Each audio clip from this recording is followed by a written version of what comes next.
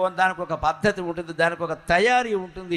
నేను ఇవాళ నాకు వారింట్లో రాము గారి ఇంట్లో వసతి ఇచ్చారు. నేను అక్కడ గదిలోంచి బయటికి రాలేదు. వారిని అడగండి, దేవాలయాలు చూద్దామా అండి అన్నారు. వద్దండి, నేను గుండెల్లోనే దేవుణ్ణి చూస్తానని చెప్పాను. నేను మొహమాటం వెళ్ళలేదు నాకు. ఇక్కడ నేను పర్యటన పెట్టుకుంటే గుజరాత్ అంతా తిప్పుతారమ్మా, పద్యాలు ఎవడు చెప్తాడు ఇక్కడ? పద్యాలు ఎవడు చెప్తాడు ఇక్కడ? నాకు రెండే పనులు ఎవరింటికైనా వచ్చారంటే, ఒకటి పుస్తక పఠనం, రెండు మౌనంగా జపం చేసుకోవడం. ఈ రెండు పనులేనమ్మా, రెండో పని లేదు నాకు. అందుకని వారింట్లో కూర్చుని గంటలు గంటలు నేను జపం చేశాను. నా పుస్తకాలు ఏవో చదువుకున్నాను, చదవలసిన పద్యాలు చదువుకున్నాను. నేను కూడా తెచ్చుకున్న పుస్తకం కూడా చదువుకున్నాను. ఇంకా ఖాళీ దొరికింది, హాయిగా ఏసీ వేసుకుని మరీ జపం చేశాను. ఏసీ వారిది, జపం నాది. నా సొమ్మేం పోయింది? ఖాళీ. అంతేగాని బయటికి వెళ్ళి కూర్చుని బంధువులు మిత్రులందరికీ దర్శనాలు ఇచ్చి కాళ్ళు జాపేసి కూర్చుని కాళ్ళు కడిగించేసుకుని పెట్టుకున్నాం అనుకోండి, చెడగొట్టేస్తారు మొత్తం. ఇక్కడ సమయం అంతా పోయింది, సమయం అంతా పోయింది, మొత్తం అంతా దర్శనాల్లోనే పోయింది. ఇంకా అక్కడ కూర్చుని ఇక్కడ ఏం మిగులుతో సొల్లు సోది ఉంటాయి, పద్యాలు ఉండవు. ఇక్కడ భాస్కర శతకం అని హెడ్డింగ్ పెట్టారు. ఇక్కడ పెట్టాక చెప్పాలి, మరి 10 పద్యాలని చెప్పాలి కదా. లేని దానికి ఎందుకు అంటే చదవాలి. మీకు మొహమాటం లేకుండా సరస్వతి పాదాల సాక్షిగా చెబుతున్నా, 2 గంటల ఉపన్యాసానికి నేను 2 గంటలు తయారవుతానండి, కనీసం 2 గంటలు తయారవుతాను. లేకపోతే చెప్పలేము.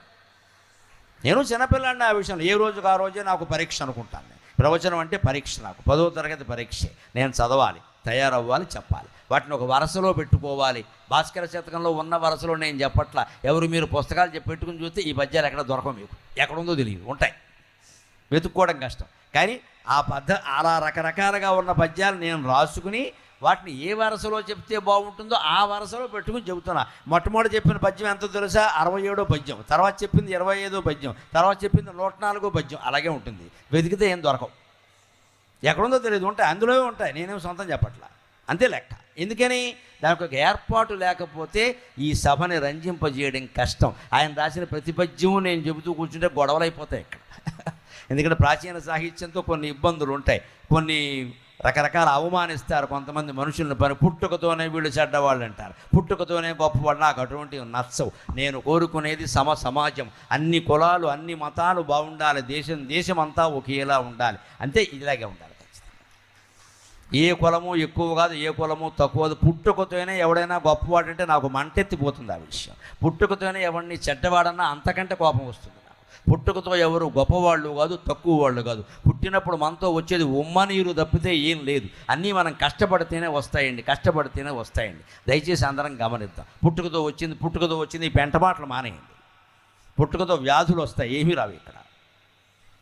పుట్టుకలనే మనం పొగుడుతూ కూర్చుంటే, కులాలని మనం పొగుడుతూ కూర్చుంటే సమాజం ఎప్పటికీ ఏర్పడదండి. అన్నీ గొడవలు, అన్నీ లెక్కలు. దానికోసం నేను ఎంచుకుంటాను పద్యాలు. ఖచ్చితంగా 100 పద్యాలు ఎక్కడ చెప్పాను నేను. ఎందుకంటే మనకు సమాజం బాగుపడటం కావాలి. ఇక్కడ అందరూ సమానమే అన్న భావన కావాలి. ముందు కష్టపడే తత్వం బాగా అలవాటు అవ్వాలి జనానికి. ఆకాశం నుంచి ఊడిపడదు డబ్బు ఎప్పుడు కూడా, మనం కష్టపడితేనే వస్తుంది. అంచేత లోకంలో ఈ లౌక్యం కూడా ఉండాలి. మన సంపద మనం కాపాడుకోవాలి. బలయుతుడైన వేళ నిజబంధుడు తొడ్పడు గాని ఆతడే బలము తొలంగనేని తన పాలిటి శత్రువు.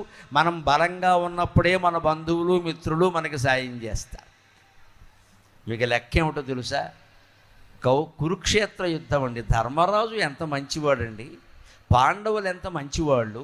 వాళ్ళకి అన్యాయం జరిగింది కదా, కానీ సైనికులు ఎవరి పక్షంలో ఎక్కువ ఉన్నారండి? దుర్యోధనుడి పక్షంలో ఎక్కువ ఉన్నారు. ఎందుకంటే దుర్మార్గం ఎక్కడైనా ఉందా అసలు? లోకంలో ధర్మం అంటారు కదా. కృష్ణ పరమాత్మ బతుకున్న రోజుల్లోనే అధర్మ పక్షంలో 11 లక్షల మంది ఉన్నారు, ధర్మపక్షంలో 7 లక్షలే ఉన్నారండి. ఇది లోకం తీరు నువ్వు మార్చలేవు. లోకాన్ని బట్టి నువ్వు మారాలి, పరిస్థితులను బట్టి మనం మారాలి. కానీ మనల్ని బట్టి పరిస్థితులు మారవండి ఎప్పుడూ కూడా. రైలు ముందు ఆలస్యంగా రావచ్చు, అందుకని మనం ఆలస్యంగా వెళ్ళామనుకోండి, ఇప్పుడే వెళ్ళిపోయింది అంటాడు ఎవడో గొడవ పెట్టి. ఇక్కడ నువ్వు ఆలస్యంగా వెళ్ళకూడదు, నువ్వు ముందే వెళ్ళాలి. నువ్వు రైలు రావడానికి 10 నిమిషాల ముందే నువ్వు అక్కడ ఉండాలి. కనీసం అరగంట ముందు ఉంటే మంచిది. అందుకని నిన్న ఆలస్యంగా వచ్చింది, ఈ రైలు ఎప్పుడు ఆలస్యమే అని నువ్వు ఆలస్యంగా వెళ్ళేవనుకో, నీ జాతక మహిమ వల్ల రైలు ముందే వెళ్ళిపోతుంది. అక్కడ అప్పుడు ఏడుస్తూ కూర్చోవాలి. ఎప్పుడూ రాని రైలు ఈవేళ ముందే. అంటే మన జాతకం, మనం ఏం చేద్దాం అక్కడ? అంటే లేక లోకజ్ఞానం ఉంటే మనం ఎప్పుడు రైలు సమయానికి వాడు కాగితం ఇస్తాడు టికెట్, ఆ టికెట్ మీద ఉండే సమయానికి 1 పావు గంట ముందే మనం అక్కడ ఉండాలి. రైలు ఎప్పుడైనా రాని, వస్తే రైలు ఎక్కుతాం, లేకపోతే నమశివాయ నమశివాయ నమశివాయ భగవన్నామస్మరణ చేసుకుంటామండి. ఎంత ఆనందం అండి! రైలు వస్తే రాకే, రాకపోతే రాకే, ఎప్పుడప్పుడు వస్తుంది ఎక్కుతాం. జపం చేసుకుంది గొప్ప సమయం దొరికింది. అలా సమయాన్ని సద్వినియోగం చేసుకోవాలి. కానీ రైళ్ళు రావు అని మాటికి గడియారం చూస్తే ఏం ఉపయోగం? ఇక్కడ సమయాన్ని సద్వినియోగం చేసుకోవాలి. ఊరికే వాచి చూస్తుంటే వాచిపోతుంది చెయ్యంతాను, ఇక్కడ ఏమి రాదు, రైలు రాదు. ఇక్కడ అది నేర్చుకోగలగాలి. బలయుతుడైన వేళ, అందుకే ధర్మరాజుకు అందిన సహాయం కంటే దుర్యోధనుడికి అందిన సహాయం ఎక్కువ. లోకం తీరు ఎలా ఉంటుందంటే బలవంతుడికే మరింత బలం వస్తుంది, డబ్బున్నవాడికే మరిన్ని డబ్బులు ఇస్తారు, 100 కోట్ల ఆస్తులు ఉన్నవాడికే 10 కోట్లు కట్నం ఇచ్చి పిల్లనిస్తారమ్మా. ఏమీ లేని వాడికి పిల్లనవాడు ఇస్తాడు ఎక్కడ? వాడికి ఏమీ లేదు కదా, వాడు మన మేనల్లుడే కదా, పోనీ మనం ఇద్దాం 10 కోట్లు, వాడి చేత ఒక వ్యాపారం పెట్టిద్దాం అనుకోడండి. వాడికే లేదు, మనమేమిస్తాం ఇక్కడ, వాడుకుంటే నువ్వెందుకు ఇవ్వడం? అర్థం లేని మాట. ఎంతసేపు లోకంలో పెద్ద వ్యాధి ఏమిటంటే ఉన్నవాడికే ఇస్తా, లేనివాడికి ఇవ్వరు. అందుకని నీ డబ్బు కాపాడుకోవడం నీ బాధ్యత అని చెబుతున్నాడు. భాస్కర శతకం రచించిన మారద వెంకయ్య. ఎంత ఉపయోగపడే విషయం అండి. దానికి ఉదాహరణ చెబుతున్నాడు. అతడే బలము తొలంగనేని తన బాలుడి శత్రువు. మన సంపద లేకపోతే మనం చేయి చాపే స్థితిలో ఉంటే మన బంధువులు మనకి రాబంధువులు అవుతారు, మిత్రులు మనకి శత్రువులు అవుతారు. ఎలాగో తెలుసా? ఇందాక దీపారాధన చేశాం వేదిక మీద, ఆ దీపాన్ని ఆధారంగా చేసుకుని చెబుతున్నాడు. పూర్ణుడై జ్వలనుడు కానగాల్చుదరి. అడవి అంటుకున్నప్పుడు గమనించండి, మీరు ఎప్పుడైనా పెద్ద మంట వస్తుంది, అడవిని కాల్చే అగ్ని దావా అగ్ని అంటారు, కార్చిచ్చు అంటారు తెలుగులో. అగ్ని పెద్ద స్వరూపంతో అడవి మొత్తం అంటించేస్తున్నాడు. అప్పుడు గాలి వీచింది అనుకోండి, కొంపలంటుకుపోతా ఇంకాస్త పెరిగిపోతుంది ఆ మంట. గాలి వీయకుండా వర్షం వస్తే అడవిని కాల్చే అగ్ని చల్లారుతుంది, అంతే కదా. కార్చిచ్చుని ఎవడు చల్లార్చలేటండి. విదేశాల్లో కొంతమంది డ్రోన్లలో విమానాల్లో పట్టుకెళ్ళి నీళ్లు జల్లుతున్నారు, కొంత ప్రయత్నం జరుగుతుంది. కానీ అంతకంటే భగవంతుడు సహజంగా చేసే ప్రయత్నం ఏమిటంటే, విచిత్రంగా ప్రకృతిలో దేనికి విరుగుడు దానికి ఉంటుందండి. మనం ఏం చేయక్కల, కాస్త ఓపిక పడితే చాలు. కార్చిచ్చు బాగా రేగుతుంది కదా, పొగ వస్తుంది కదా, ఆ పైకి వెళ్ళిన పొగ మేఘాలను పిలుచుకొస్తుంది, రండి రండి రండి రండి అని. యజ్ఞం చేస్తే వర్షాలు కురుస్తాయి. అది వైదిక విశ్వాసం కాదమ్మా, శాస్త్రీయమైన నిజం అది. ఖచ్చితంగా యజ్ఞం వల్ల వర్షాలు కురుస్తాయి. వాడవలసిన సమిధలు వాడాలి.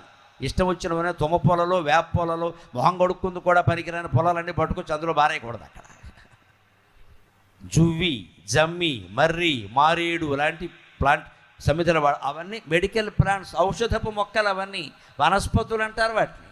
వనస్పతులు అటువంటివే వాడతారు యజ్ఞాల్లో. ఊరికే ఏదో దొరికిన కట్టెలమో పట్టుకొచ్చి అందులో బారేయకూడదు. అక్కడ అలా అయితే పోగొస్తుంది, మేఘాలు రావు.